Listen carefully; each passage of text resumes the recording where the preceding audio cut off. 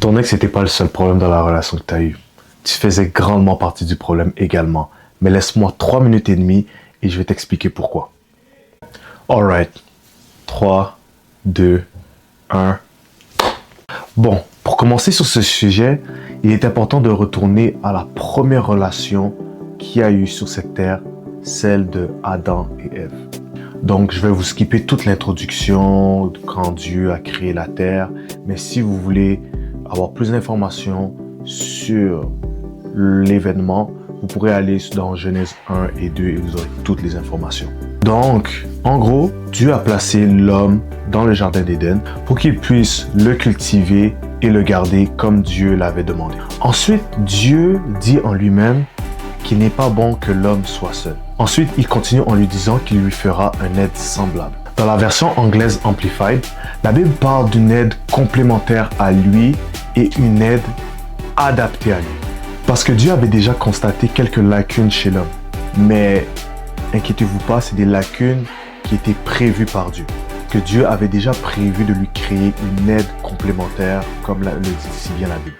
Donc, l'homme a été créé parfaitement comme Dieu le voulait, avec quelques lacunes.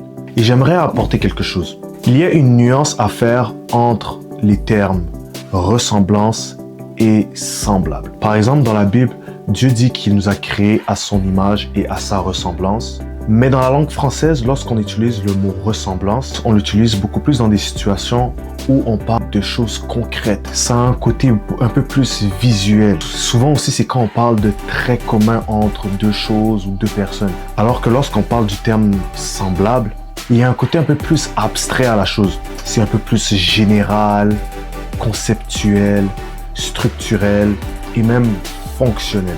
Donc lorsque Dieu parle et dit qu'il nous a créés à son image et à sa ressemblance, la Bible parle plus des traits communs qu'on a avec Dieu. Et quand il dit qu'il a créé une aide semblable à l'homme, il parle plus de sa manière à fonctionner. C'est une structure pareille.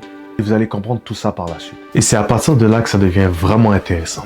Après cela, Dieu arriva et il fit venir tous les animaux du monde vers Adam. Et Dieu avait un but très précis avec cela. Il voulait voir comment Adam allait appeler tous les animaux du monde pour que tous les animaux puissent porter le nom que Adam les a donné.